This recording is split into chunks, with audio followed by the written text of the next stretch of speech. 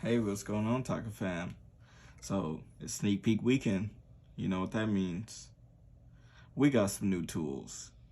So, there's so many things I've been waiting to show you guys. So many ideas, so many new cards, so many new combos. Let's just jump right in with the deck profile. Alright, so we got the 3 Aluber. Alright, so this card's even more important now because now it has another friend. We'll talk about that soon. 3 Albaz. I think this is definitely just a mainstay. We'll leave him here. So let's show you the goo. So we got the 2 Cartesia. We need her. And we got the Quim. So this card's insane. This deck needed another card that you can use to search off of opening. And now you don't even have to play the bricks. You don't have to play Tragedy. You don't have to play Adlib or Dramaturge. She does everything and more. There's a combo based on my last video that I talked about with Shifter. Shifter and Quim is still a good little combo. It's a small one. And she still needs another card to function, so I don't think you need more than one, but just her effect, just leaving her on the field, your opponent gets pressured so quickly. So those of you who don't know, she's always a Dogmatica and a Despia. So you can get her with Nadir Servant, and you can get her with Opening. So there's like 7 copies of her in the deck, so you literally don't need it anymore. On normal or special summon, she gets to dump any Fallen Albaz or any card that mentions it. So anything in the archetype that you want to play, she can send it. Her other effect, which is insane, if any monster leaves the extra deck, either you send it off me or Jade, just summoning from the extra deck will trigger her. You get to target any Albaz or any monster that mentions it and special summon it to the field. So you can just literally go summon her, send Cartesia, you have a way to go to the extra deck, and then trigger her effect, bring back the Cartesia. So now you have a fusion again for this turn and the next turn. That's just everything that this deck needed. And then for the rest of the monsters, Kit, this card became even more insane, especially with Nadir Servant. And now that you have another good target to search with Nadir, it becomes even better. Still playing the 1 Mer Carrier and the 1 Shrouded Dragon. I kind of want to bump this to 2, but also don't want to brick either. I think this card would be really good at 2, even 3 in some cases. Because there's so many ways that you can enable this card. If you're playing the small Tri Brigade package, you can access it. But now that we have Quim and stuff, we don't need it.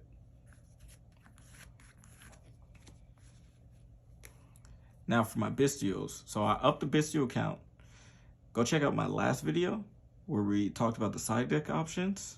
And you'll see why I'm playing sort of ratios I am.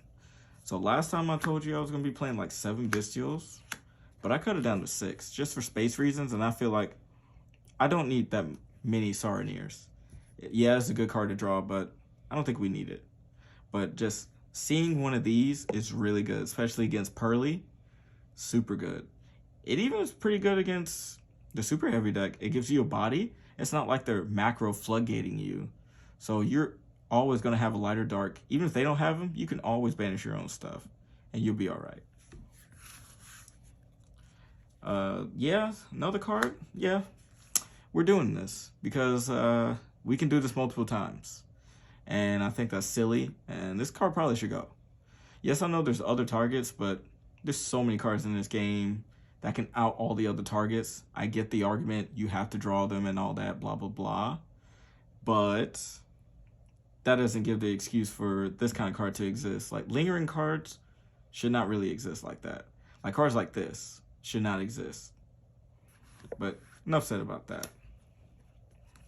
And then my last card in my deck for monsters, I chose to play 3 Kurikara. I'm in love with this card. I love this card. I think this card is insane. It's really good. It's going to help a lot during this next format, especially with Pearly. And if you're playing Branded, they're probably not going to respect this card. They're not going to play around this. If they're smart, they're going to keep Noir with all of its materials and not be greedy and use Sleepy to draw cards. Because at the moment they do, they lose. We just out it and then we kill them. Yes, they get all the stuff back, but they might not have enough gas to even survive. And this is really good because now we can start taking their stuff out of the graveyard. We can take their Pearlies and stuff, so now that they can't use them. So I think this is a mainstay in this deck, at least for now. For the spells, best card in the game, best card for this deck. Hopefully this card doesn't get hit, but a lot of people in the community, they're all talking about it. But even if it does, there's other things that you can play in this deck. But it's still the best card in the deck, and it's still needed. Then there's 3 opening. This card became so much better. This card used to sometimes be a brick, and I've seen a lot of people cut it down. Even beforehand, I was always a fan of just having this card at 3. Yes, I would draw too many of these so many times, but especially next to a Luber. But I'd rather see my starters than not see them at all. It's either, for me, certain cards is either like 3 or 0. Then we still play the 3 deployment. This card's even better now because we have Quim. So, yeah, I think you should still be playing this. And then the best package. This package carries the Dear Servant. If you don't have them, play them. Try it out. I think it's really good. It helps you play through Ash. Because, yeah, we can still get Ash in this deck even with so many other options. But who really cares? We have enough gas to try to keep playing. Yes, we want to resolve Branded Fusion. But there's so many ways we could fuse without even having to resolve that. And one of those ways is with white. So now white just became a staple. With Quim, there's so many things that you could do. You can even send this to the grave if you want. You can send this, and then if you have Sarnir, you can send Retribution. There's so much stuff. And this facilitates bringing out the Incandescent, and we'll go over that soon. Brandon Loss, card's amazing. High Spirits, I'm still in love with this card. I enjoy playing this card. It's really fun. And there's so many good targets that you can discard. Even if you draw something like the Puppet, you have Sprint in the extra deck, so you can just discard it. And then search Quim, you can search anything. Red, I slick want to play this like 2 or 3. Because now we have Quim. Just getting Quim back from the grave as recursion just sounds good to me, to be honest. And then the 2 traps. So definitely still playing the Retribution and Expulsion. This card has been talked about getting banned, and I can see why. But I just feel like you should just hit the problem cards. Like, this card itself is not necessarily a problem, in my opinion, because it gives the Branded deck something to do during your opponent's turn. If you do get ashed, you should be allowed to be able to play during your opponent's turn. But you should be able to lock them out, though. But if every deck's doing something unfair, why can't this deck? Now for the extra deck.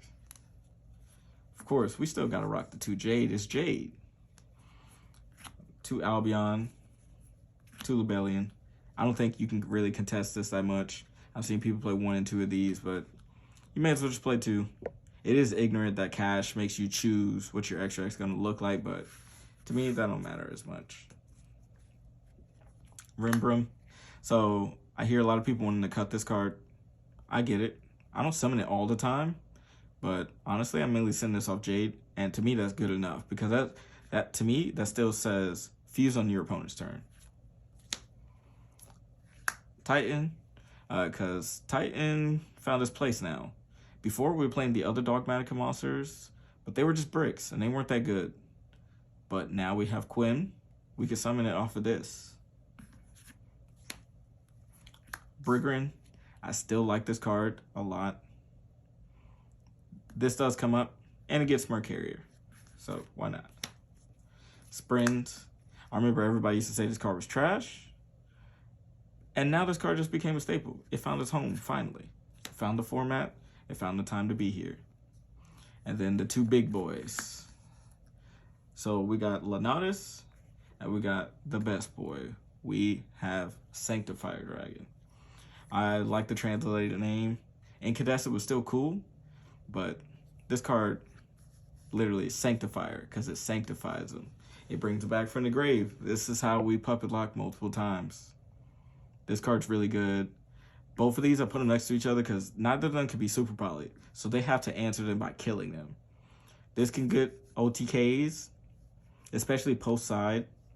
If you're playing the Rainbow, the Perform Pal, you can make this guy's attack go to 5,000 and clear a whole board just from having 4 set cards, which is nothing for this deck to do. And then obviously this, amazing. This is Expulsion on legs, and I could see this card in the future just being like way more expensive. 2 Dust Dragon. This is a staple to me. I was already been talking about this for months, playing multiple Dust Dragon. You can't leave your house without a second one. And then some of these combos, you can make multiples on your turn and your opponent's turn. So you make one on yours, one on theirs. You send one piece that you need, and then you use this to send the other piece on their turn. And that's if you couldn't get both pieces in the same turn. And then last card in the deck, Pseudo Boss Monster. We got the Chimera. I think Chimera is really good. He got a lot better because there's so many more targets. And this guy just being able to draw you cards, drawing into your board breakers post side, could draw in the hand traps if you want to play them post side, which, hint, hint, we are. Go watch the last video. But that's pretty much it. So let me know what you guys think about this. Like, is this a new way to play Branded? I know this is a little weird because there's no synchros in this, but I'll be coming up with a version later where we abuse Chaos Angel, because to me that's a Pokemon card that should not have existed. It has too many effects and it's too good. And Lulu, she will be in this deck real soon. I just got to do some reconstructing and kind of figure out what I want to play. And this Potter, that card is cracked. That card says I can negate Ash Blossom, so I'm down for it. But if you guys like this kind of content, please leave a like on the video. Share your thoughts in the comments. I read them all. We can discuss things. We can talk about stuff. You know, subscribe. Share this video. Helps the algorithm. If y'all want to see more videos like this, you know, let me know. Peace.